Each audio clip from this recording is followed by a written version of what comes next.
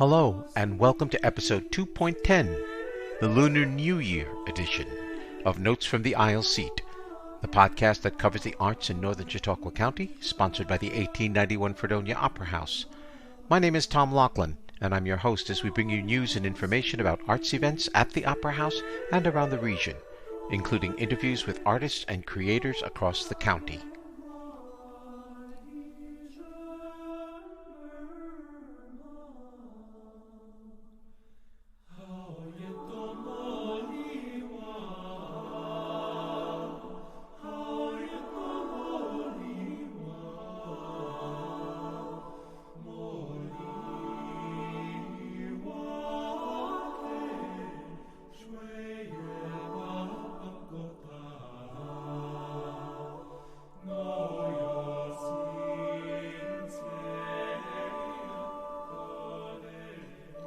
You're listening to an arrangement of the well-known Chinese folk song Molihua, performed by the San Francisco vocal group Chanticleer, and arranged by one of this episode's guests, Dr. Chen Yi. Asian cultures and communities around the globe are celebrating the Lunar New Year, which began with the new moon on January 21st and will continue until the full moon on February 5th. The Lunar New Year is often celebrated as the beginning of spring. So despite the fact that the weather has been gloomy, chilly, and wet, I personally welcome any kind of holiday or event that will offer some springtime hope. We'll have a little bit more to say about that, I suppose, after the groundhog does his annual prognosticating on February 2nd.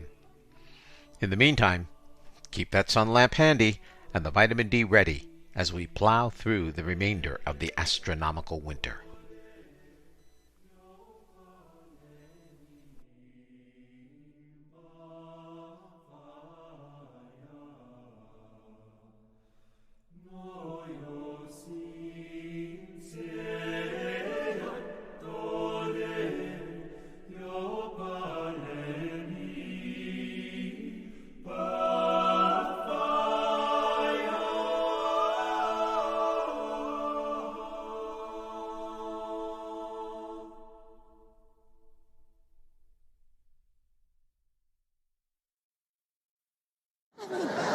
You were young once, Auntie. You knew love. You can't deny it. No, I was touched once, yes. But one must train the mammary to forget. Love outflanked you on the left, did she? 'Twas many years ago, when my heartstrings was first twanged by Cupid's wandering testicles. Summer season in Bridlington. I was a wide-eyed slip of a thing, full to the quim with relish. I was traversing the public lawns, admiring Bridlington's award-winning perineums, when I tumbled headlong in love with the gardener's young appendage. Our eyes met and I made an involuntary emission. In no time we came on each other breathless beneath the ornamental pergola. I met your Uncle Horace the next day at a champagne reception for visiting indignities. And the blueprint of what might have been was neatly folded and placed into the bottom drawer of what my life became. That's the voice of British comedic actor Carolyn Quentin in the role of Mrs. Malaprop from the upcoming National Theatre HD presentation of Jack Absolute Flies Again on Saturday, February 4th at 1 p.m. at the Fredonia Opera House. This is a rescheduling of this performance, which was snowed out during the November snowstorm. It's a rewrite of the comedy of manners play The Rivals by Richard Brinsley Sheridan.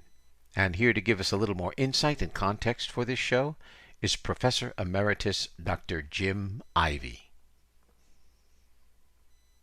So I'm pleased to be joined for the very first time on this podcast, in fact, Dr. James Ivey. Dr. Ivey was professor of theater at SUNY Fredonia. He is an emeritus now and managed to get himself out of the area to much warmer and friendlier climes out in Santa Fe, New Mexico. Welcome, Jim. Hi, Tom. It's great to be here. I am so happy to be a part of this event and to be a part of your podcast and to support the 1891 Fredonia Opera House, which was a very special part of my 19 years living in the Fredonia area. And I am very honored to be a part of this effort. So, oh, thanks for that, Jim. It's been fun so far. We hope I hope I can continue it for quite a while. Now, you and I are here to talk about Jack Absolute Flies Again. It was supposed to be produced at the Opera House, was going to be a showing, and then we had the November event, and I believe it got snowed out, and it's been rescheduled. So I'm having a chance to, I was going to talk to you in November, so talk to you now about this particular play from the National Theater. It is a rewrite of a restoration comedy entitled The Rivals by Richard Brinsley Sheridan. And I thought perhaps what I would start off with is having you give us a little background about the original play itself, the author, and the whole concept of what restoration comedy was about. So you can just take it away. Sure, thanks. Sheridan lived from 1751 to 1816. When he was born, the restoration period had been virtually over for about 70 years. The restoration of Charles II to the throne in 1660 ushered in a style of comedy called comedy of manners, and it became very popular and utilized stock characters and stock situations. And that comedy of manners was so popular because the aristocracy that was going to the theater recognized themselves in some of these plays. Remember that we're also still in the time of censorship, and so plays had to be approved by the Lord Chamberlain and the at that time, I think they still had the Master of the Revels, which was an Elizabethan position. And so in this comedy of manners, we're still using a 5-act structure that was as true to Shakespeare and all of his contemporaries. And it was performed at Covent Garden in 1775. Sheridan, by the way, was Irish, actually. And he bought David Garrick, the famous actor. He bought David Garrick's share with some other investors, which was the half share of the entire theater of Covent Garden. And as he did so, no, I'm sorry, he was a half share at Drury Lane. But Drury Lane performed at Covent Garden in 1775. Well, it was poorly received. The Rivals was not an overnight success, and Sheridan very sensibly pulled the production from the repertory. He rewrote it in 11 days. He addressed some of the concerns of the audience that were booing its original performance, and then they performed it again, and then it became very popular and was a staple in the not only the British theater, but even in the American theater. It was performed for the royal family as command performance over 5 times in its first 10 years of existence. Wow. And George Washington was even considered The Rivals to be his favorite play. So it didn't take long for that British import to make an impact in America. The comedy of manners is a witty form of comedy, a very using language in a very unique way. It satirizes the manners and the affectations of any contemporary society. And we see comedy of manners not only in the Restoration, but now over 100 years later, when Sheridan writes his play, The Rivals, and the School for Scandal, which was one of my plays, one play I directed at Fredonia, that was probably not considered to be as good as The Rivals, but still a very witty and funny comedy of manners. The one of the lasting legacies of this particular play, The Rivals, is the character of Mrs. Malaprop, the character that uses words, the incorrect words, sometimes for to make the right point. Right. Yes. Sometimes she says exactly what she means to say, but utilizing the wrong words. In this new play, Jack Absolute Flies Again, Mrs. Malaprop is a character in the play, and she is played by the reports that I have of this play. I have to admit that I have not been able to see Jack Absolute Flies Again, but Caroline Quentin, who plays Mrs. Malaprop in Jack Absolute, probably got some of the best reviews of what I have been able to gain through my reading. So that's kind of a comedy of manners style that we still see at work, and it still is valid even today. It's this play. I think has enjoyed a pretty popular audience at the National Theater, as well as it's probably venturing out now that it has closed at the National Theater. It's probably venturing out to the smaller regional houses in England as well. So there we go. There you go. I a couple of things I think to pick up from that. Jack Absolute Flies Again is set in England during World War II, and during, in particular, the Battle of Britain. And instead of, the leisure class or the wealthy nobility of England, they've substituted the war heroes, as it were. The Jack Absolute of this play is a sort of a hotshot British pilot. His father, Anthony Absolute, is a British general. So there's a whole military aspect attached to it. And from the trailers that I have seen, it seems like that really plays well as far as matching what Sheridan would have wanted with what we can bring a more modern sensibility to that play. Yeah, and then there is also a somewhat of a national effort on the part of the men in the play Jack Absolute, so that the Sir Anthony Absolute, Jack's father, is also in uniform and committed to the war effort. Jack is surrounded by some of his contemporaries. In this production, they are sort of a ragtag bunch of characters: Bob Acres, Lucius O'Trigger, which was an Irish character that some people thought when Sheridan was writing it that it was inflammatory towards Irish people, forgetting that Sheridan himself was Irish. But it calls for, in what I've gathered, is that there's a need for the young men to go off and fight the war, and there's also a need for these young men and this group of suitors to Lydia Languish that Jack is enamored with. The suitors are all enlisted in the war effort. They are pilots as well. There is a colorblind casting in that they have a Sikh pilot who is a member of the Jack's contemporaries and the pilots that are in the play, and that probably wouldn't have happened in World War II, but nonetheless, the National Theater, in their efforts to look across color lines in terms of their casting, as is Lydia Languish in the play also.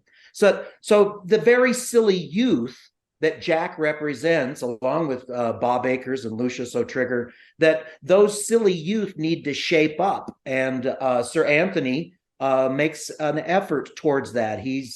Anthony, being sort of a foil to Mrs. Malaprop, has many comic moments, and the performance there by the actor is apparently he gives a very, very fun performance.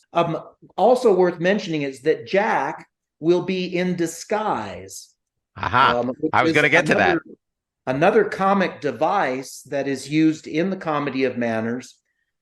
Jack knows that Lydia, the object of his affections, is in love with or pretends to be in love with a young man named Dudley Scunthorpe, a British name. Wow. And so Jack is going to be pretending to be Dudley Scunthorpe in order just to get close to Lydia.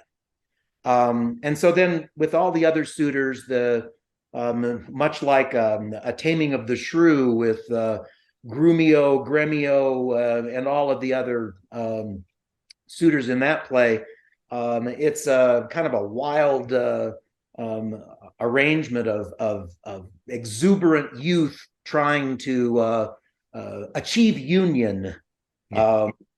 And one thing that I'm really interested to see when I finally get to see this play and this performance is that there is a period dance where the entire cast joins in a Lindy Hop number that is looks pretty spectacular. It looks really like a lot of fun.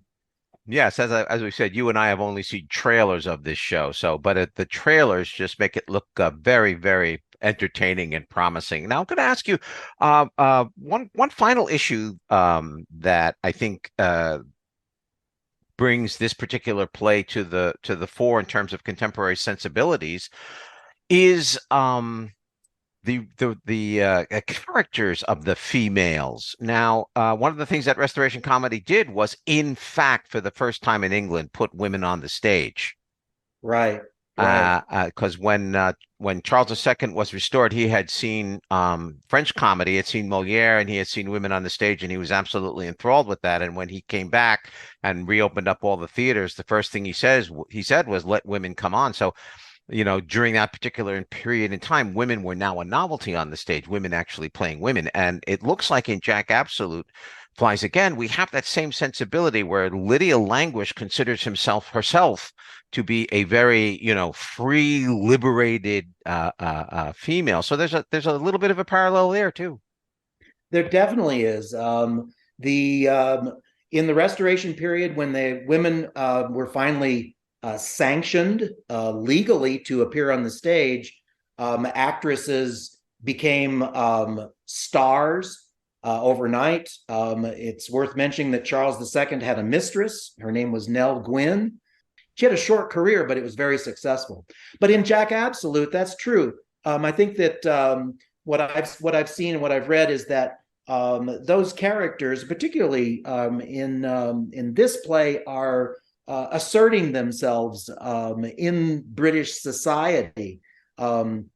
They are a part of the war effort in this play. They are supporting the men, but they're also speaking out for themselves. And there's some very frank language in Jack Absolute as when it comes to the body parts of the gentleman. Yes.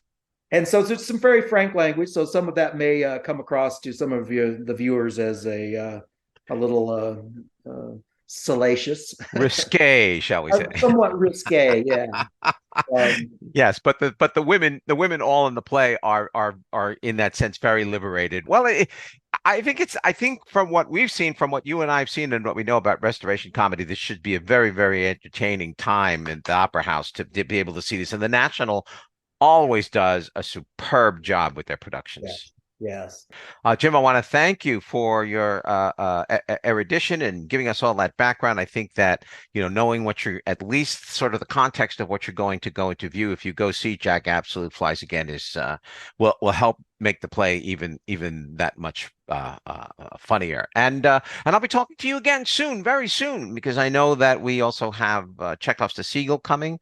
So we'll get you on for that and prepare the listeners for that particular National Theater. Actually, we have a lot of National Theater presentations coming this season. So we're very lucky to have these incredible plays performed by amazing companies and consummate professionals all the way across the board. So yeah, it's great. If you're out in Santa Fe, you got to come see me. Love it. I will do that, Jim. There's no problem about that. All right, listen, thanks very much. You take care. We'll be talking to you again soon. Okay, great. The screening of the National Theatre's production of Jack Absolute Flies Again will take place on Saturday, February 4th at 1 p.m. Tickets are $15 general admission and $10 for students. An absolute bargain for this kind of quality theater. Tickets are available online or by calling the 1891 Fredonia Opera box office at 716-679-1891. The National Theatre Live series is made possible through the sponsorship of Dr. James and Marcia Merrins.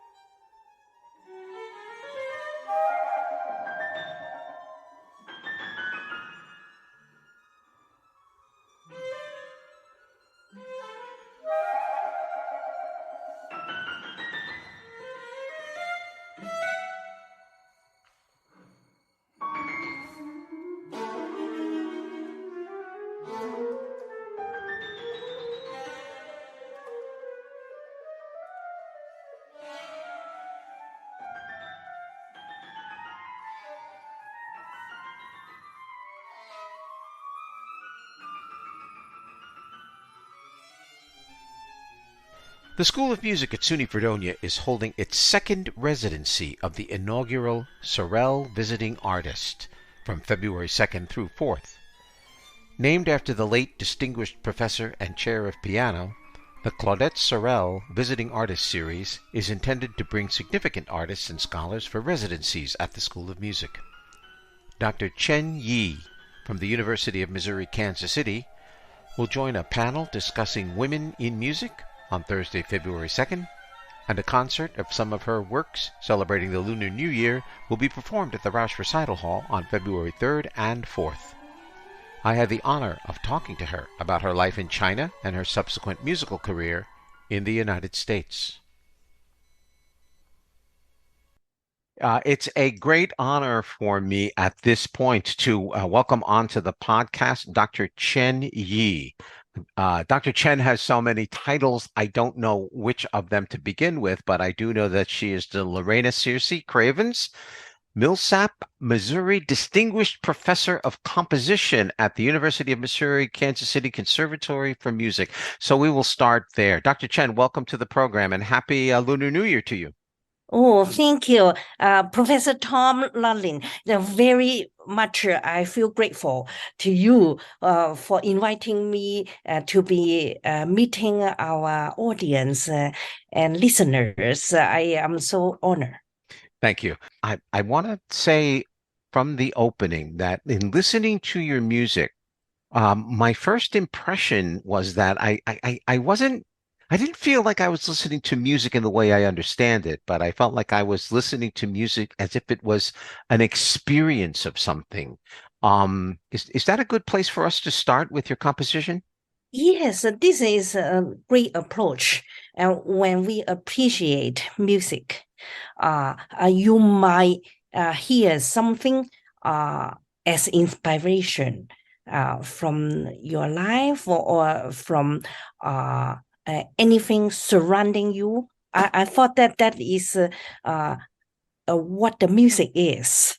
If you ask me about the language because you thought that you feel so new, or from the point of classical music, and I should tell you that I have been a classical music musician for a long time. Yeah, I started learning the piano when I was 3. Mm-hmm. I was born in China in the 50s. Early 50s, but my parents, they both are medical doctors who love classical music. And so that's why maybe that became my education background.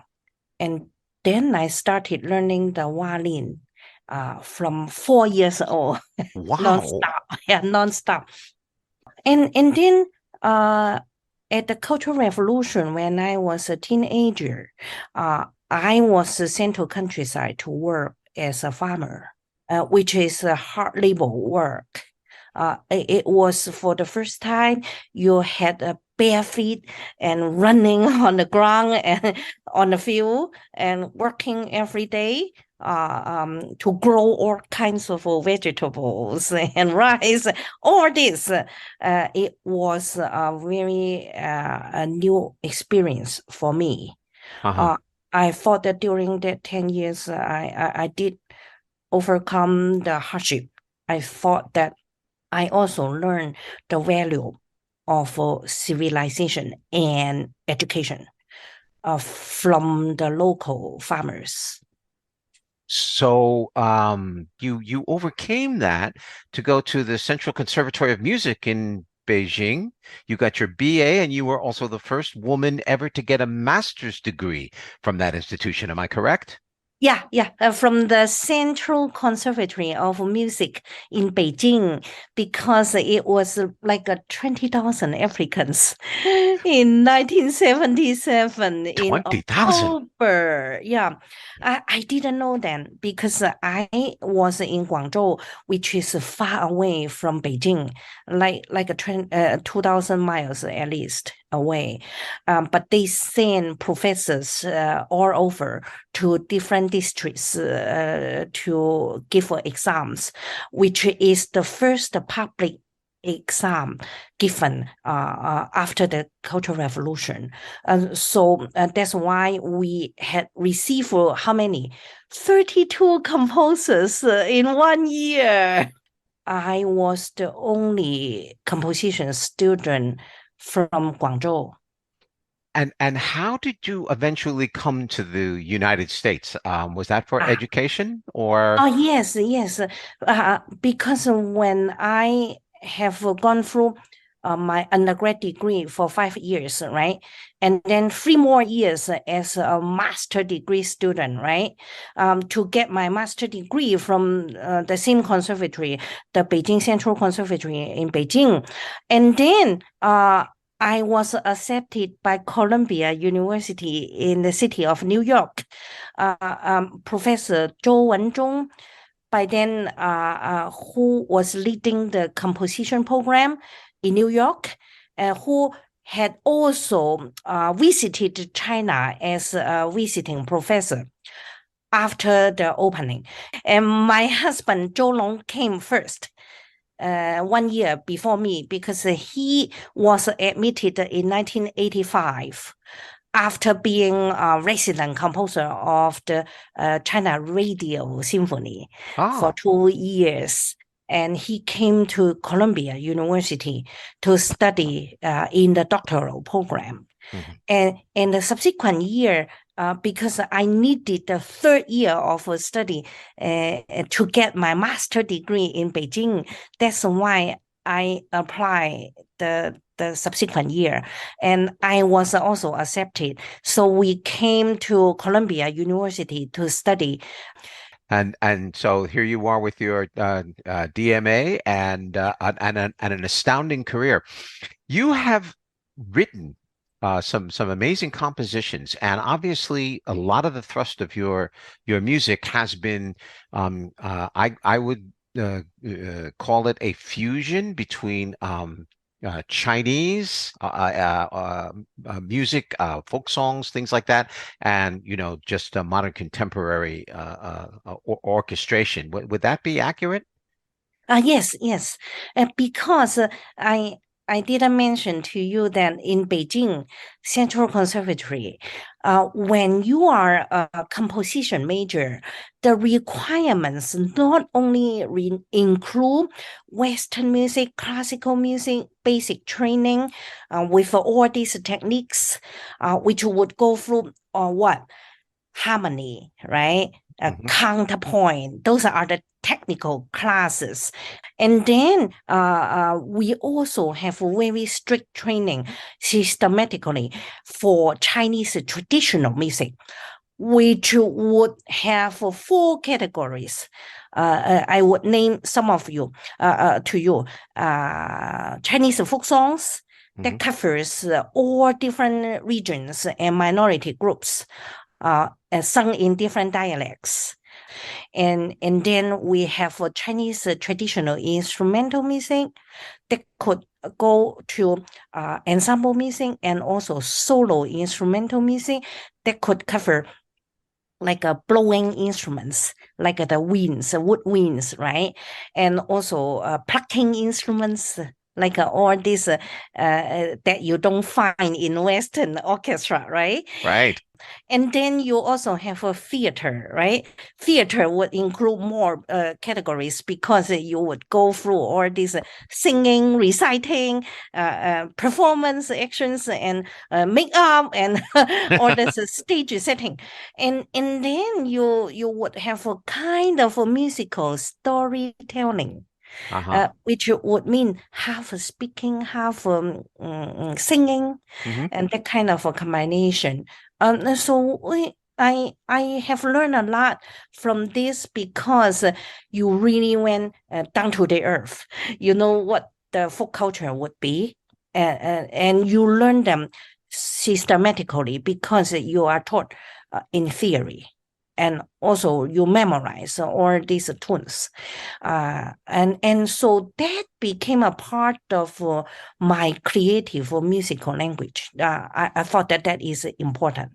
Yeah, it's very important in your work. I want to pick out a couple of, I know what I listen to, and I want to pick a couple of them, just a couple of them, and touch on and give you my impression of them. There was a choral piece I listened to called Spring Dreams. Oh.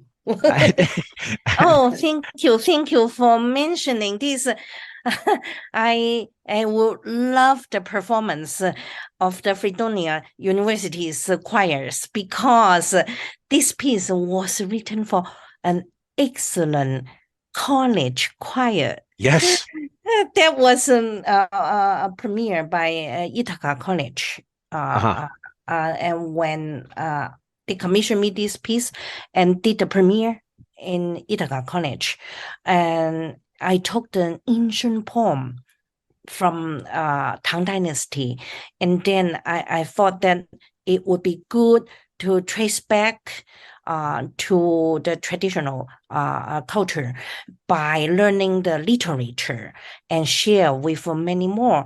And then this poem also treasures the falling petals, and that would go through the very deep meaning because we also treasure the lives lost, and that piece was also written after 9/11, and I thought that I also use this kind of metaphor to take the ancient poem to current, to modern history, to our feeling, to treasure the beauties and to treasure the lives of the people who work so hard to save people in the society. And this piece also has 2 versions, like using the same poem, but sung in Chinese or English. So this was the first song I wrote on this text, and that was sung in Chinese. And I think that this could be considered a pair, like a pair of choral pieces that I wrote. One sung in Chinese, the other sung in English. Yes, it was. I think I heard the Chinese version, and it really was just musically stunning. Something else. Another one I heard was the Fisherman's Song, and that's such a lovely piece. Yes. Can you tell me a little about that one? That was a duet for violin and piano, written when I was a freshman in Central Conservatory. Oh my! Yeah. It's a huge time difference. Yes. Yeah. And that one has taken the materials, but not the real tunes from Guangzhou folk song, because Guangzhou, Guangdong is a southern place, right, near Hong Kong. And so I grew up there. I was born there, and I am familiar with the tunes. Mm-hmm. And so I could easily sing out with some the the the the pitches that would form specific melodies that could remind you of that kind of folk songs from the Yes. region. So that is from Southern Chinese.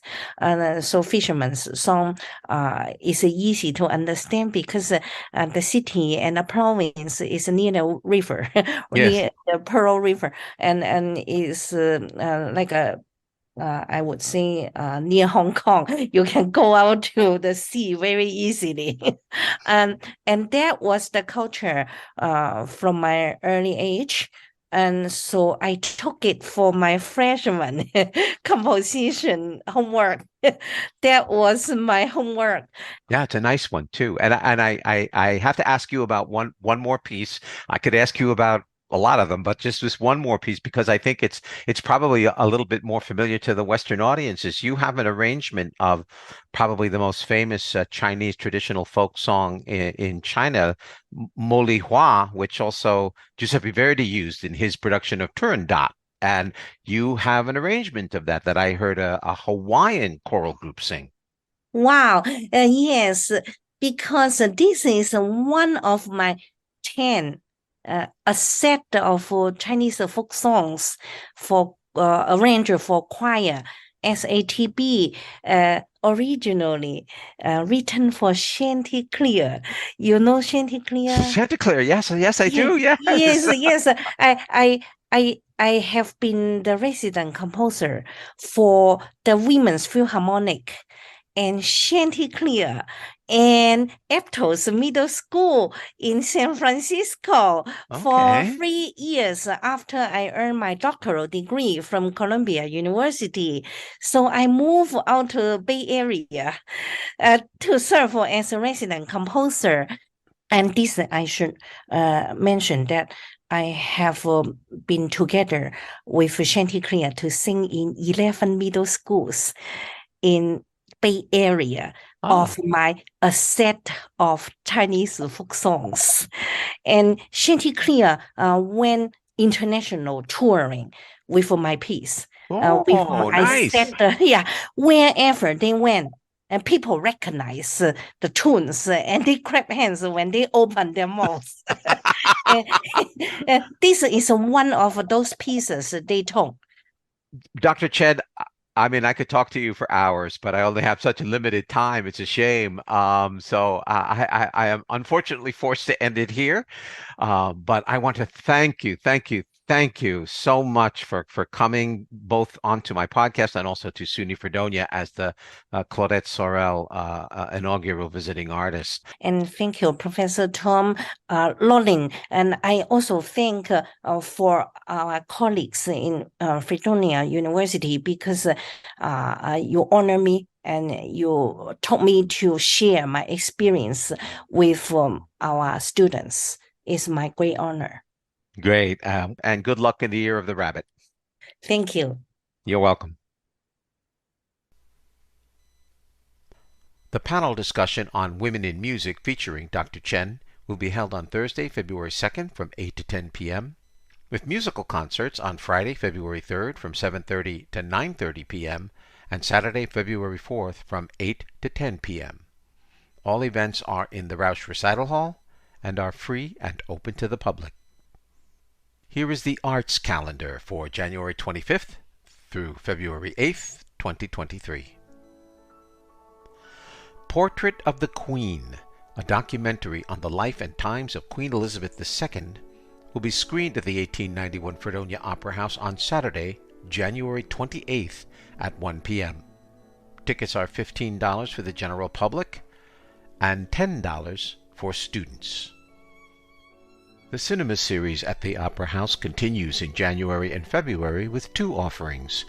Empire of Light, featuring Olivia Colman, Michael Ward, and directed by Sam Mendes, screens on Saturday, January 28th and Tuesday, January 31st. The Banshees of Inisherin, a tragic comedy set in Ireland, directed by the Irish playwright Martin McDonagh, and starring Colin Farrell and Brendan Gleeson, will be shown on Saturday, February 4th and Tuesday, February 7th. Showtimes are 7:30 p.m. for all screenings. Tickets are $7 for adults, $6.50 for Opera House members, and $5 for students, and are available at the door only. You can hear more about Empire of Light from Paul Preston of the Movie Guys on the January 11th edition of this podcast. The Kaleidoscope series at the Rockefeller Art Center will be presenting Johnny Piers and the Muttville Comics on Saturday, February 4th, with 2 shows, one beginning at 2 p.m. and an evening show at 7 p.m. in the Marvel Theater. Johnny leads over a dozen dogs through challenging and hilarious tricks as he plays the straight man role in this show for the whole family and the dog lover in all of us. The show is recommended for children age 5 to 95. Tickets can be purchased online at www.fredonia.edu/tickets or by calling the campus box office at 716-673-3501. The School of Music has the following events scheduled. The Fredonia Flute Festival will take place on Sunday, January 29th from 12 to 4:30 p.m. with a recital by guest artists Richard Sherman on flute and Yi Fei Chen on piano at 5 p.m. Guest artist Peter Steiner will give a trombone recital on Friday, February 3rd from 8 to 10 p.m. The Fredonia Bass Fest will take place on Sunday, February 5th from 8 a.m. to 12 p.m. and also from 7:30 p.m. to 9:30 p.m. Putting It Together, the music of Stephen Sondheim, will be presented by the members of the voice faculty on Sunday, February 5th from 2 to 3:30 p.m. All these events will be in the Roush Recital Hall and are free and open to the public. Finally, local artist and Westfield native Sarah Baker Mahalik will have an opening reception for the exhibition of her work at the Brenda Eno Art Gallery in the Lakeshore Center for the Arts in Westfield on Friday, February 3rd, beginning at 7 p.m. If you have a coming arts event and would like to get it mentioned on the arts calendar, send an email to operahouse@fredopera.org or call the box office at 716-679-1891 with your information.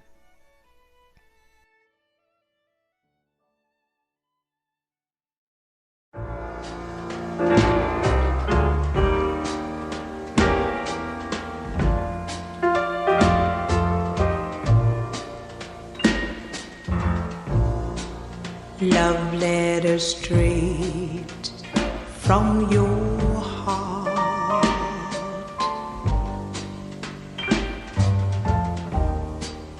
Keep us so near while apart.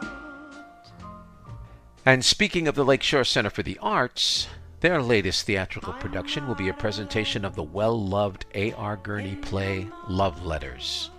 The play has become a Valentine's Day staple in the theater world, and I finally had a chance to talk with Mr. Rick Mascaro, the executive director of the Lakeshore Center for the Arts, and also the director of Love Letters, about this production, as well as the many aspects of the center itself. And joining me now is Mr. Rick Mascaro. Rick is the executive director of the Lakeshore Center for the Arts. Rick, welcome to the podcast. Why, thank you. Glad to be here, Tom. Glad to have you. Now, let me start by saying that, I discovered, in a way, the Lakeshore Center for the Arts just last May, when the president of your board, I believe, Tina Rouse, she's an old friend and colleague of mine, and she invited me out to see it, and I was really amazed at the place. And so I knew that one day I was going to say, I've got to get Rick on the podcast to talk about it. So I'm glad to have you aboard. So I think the first thing I want to get you to do is to give us an overview of the Lakeshore Center for the Arts and the various kinds of things that it offers to the community. Well, this is a mission that started in 2012 when I moved back to Westfield from South Carolina. I had been in theater arts and education all my working career, and promised myself when I left Westfield that I'd return to Westfield to help start the endeavor again, which we did. Came back in 2012. We started as a traveling show, as it were, by doing everything that we did in restaurants and bars and libraries, etc. And finally, in 2017, we moved into 49 South Portage Street and totally refurbished that facility as our current home. And it's still growing. Yeah, it's still, it really is still growing. I imagine the pandemic had a little bit of an effect on you. Well, it had a big, giant effect on us for sure. And, but we got a lot done while we were kind of sitting low in the water waiting for things to start again. But we did manage to utilize that time effectively and opened up some new rooms and some new programs and all kind of stuff like that. So it worked out not bad. Well, let me talk real quickly about all the spaces that there are in the Lakeshore Center for the Arts, because it's not just, I'm familiar with the theater end of it, but, there are just so many different spaces. There's the Innovation Studio, there's the Brenda Eno Art Gallery, there's the Lorna Penny Suite, and of course the Jacqueline Phillips Theater, the Bill Ross Recital Hall. I mean, wow. Can you give us a brief synopsis of each place, perhaps? Is that possible? Sure. Primarily, we started as having the theater be the ground point for the organization, but it has grown to a lot more than that. Jackie Phillips, who is on our board and also works with helping to get funding for our organization. The theater was named after her, the Jacqueline Phillips Theater. We do a number of plays in there every year. We try to do something at least every quarter, and we're trying to get something going a lot more frequently than that. And this is open. Our auditions are open. From people from Buffalo to northeast Pennsylvania, well, Erie, and up to Jamestown. I try to stay out of Jamestown because Jamestown has so much going on of its own.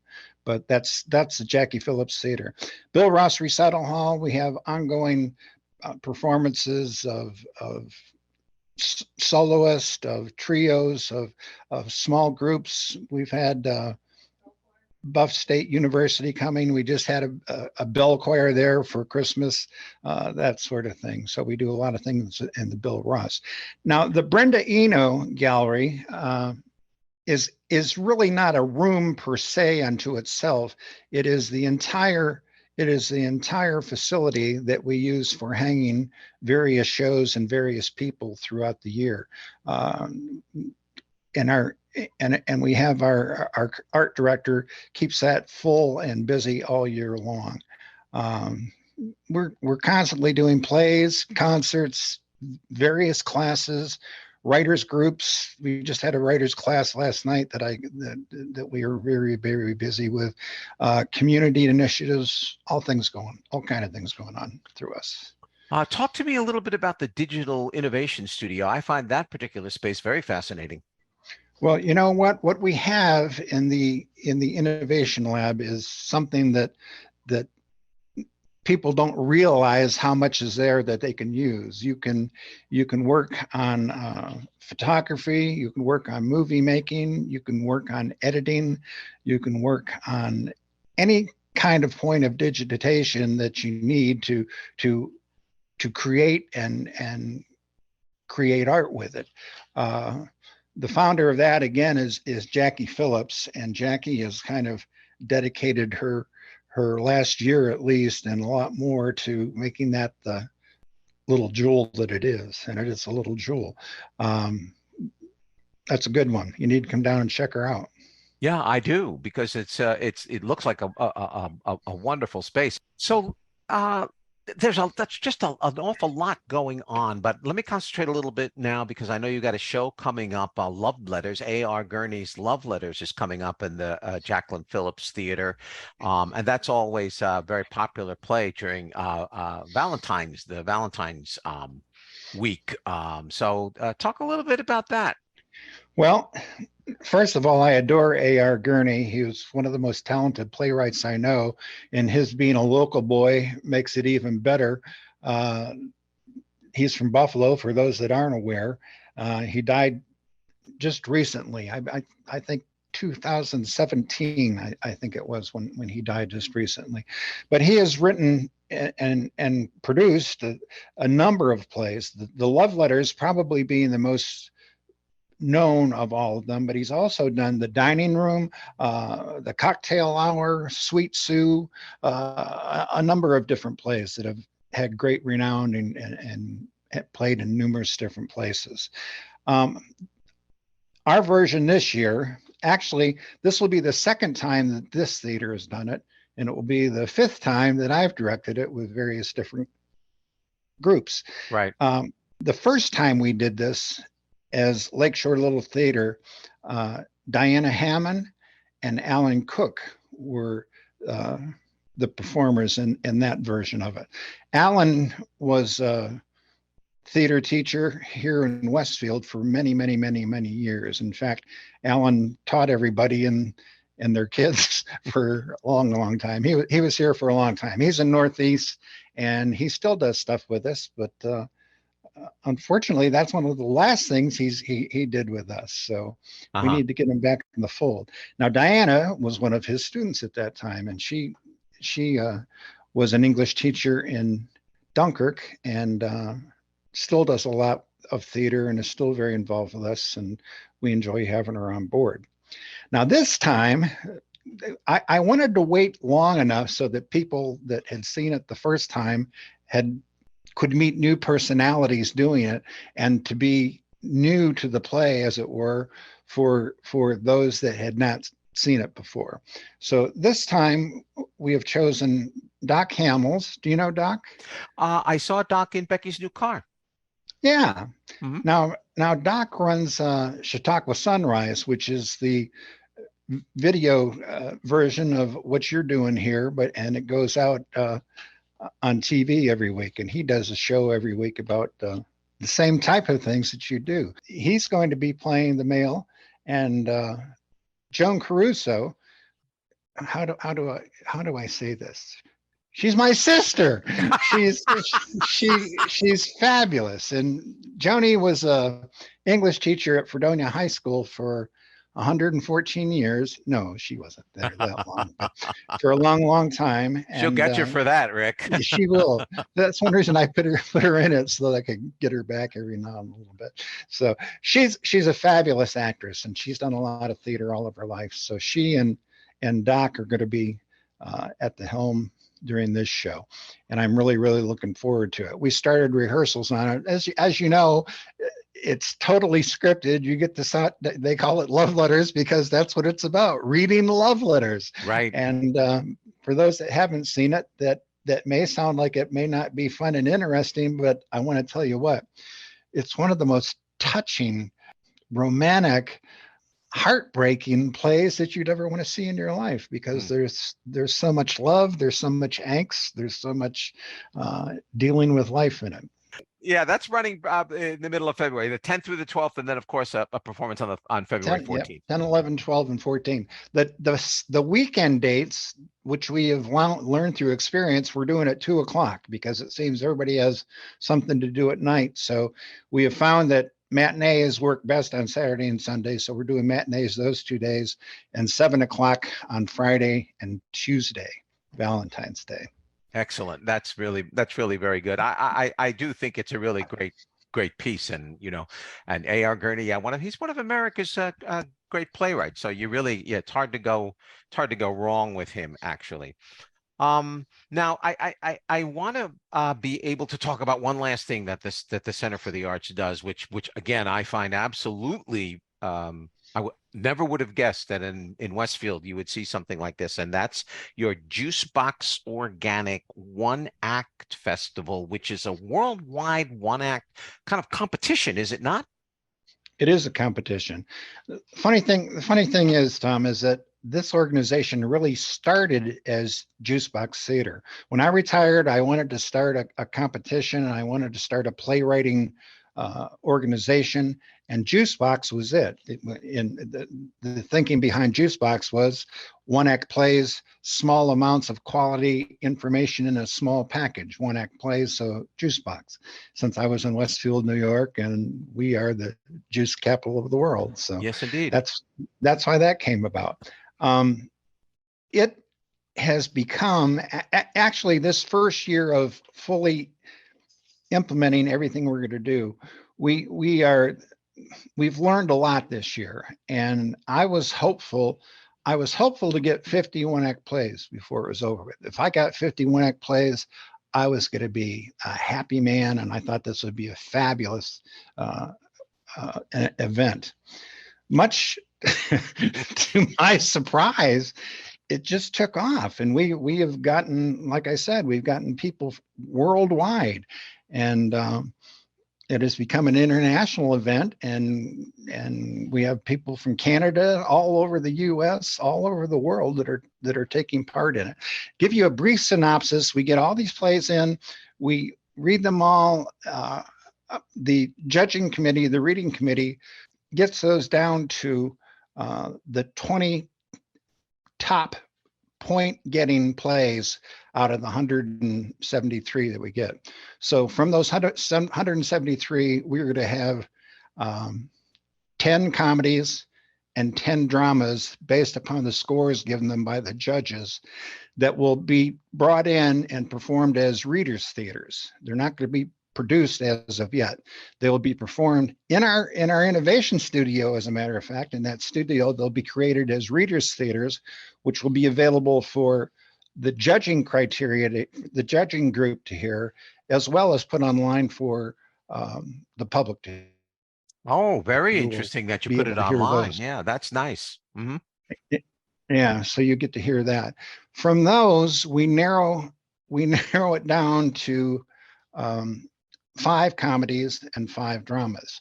Now, those are assigned cast and will ultimately be produced and staged May 25th, 26th, and 27th at our facility. And the first, well, they will be judged by a judging committee, plus they will be judged by individuals attending performances. So if you attended a performance, you can vote there along with judges that are there. Mm-hmm. Audience members' votes will count as one.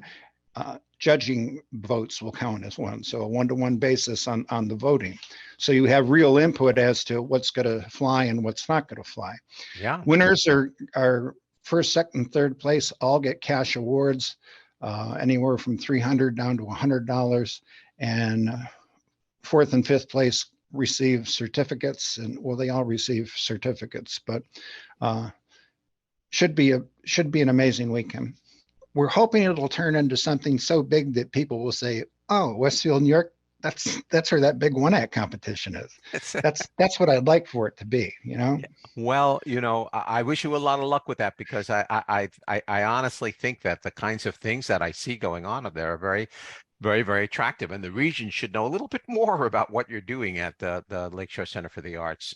Listen, thank you very much for your time. I appreciate it. I appreciate learning all about the Lakeshore Center for the Arts and letting the region know about it. And I hope you have a lot of success with this spring season that's coming up for yourself.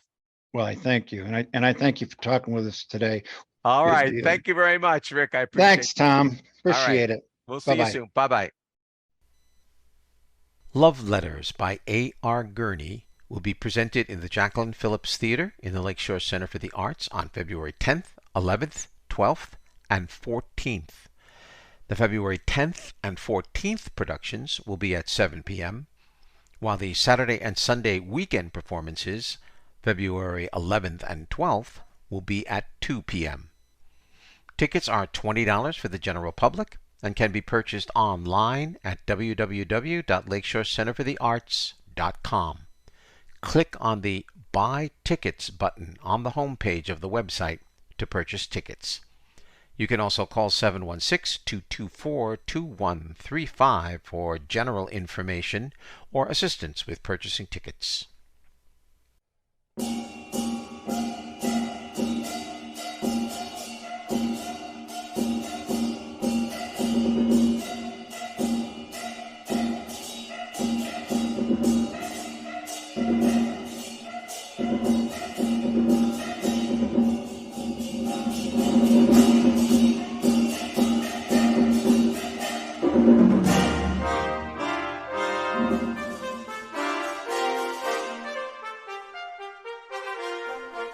And that's it for this Lunar New Year edition of Notes from the Aisle Seat.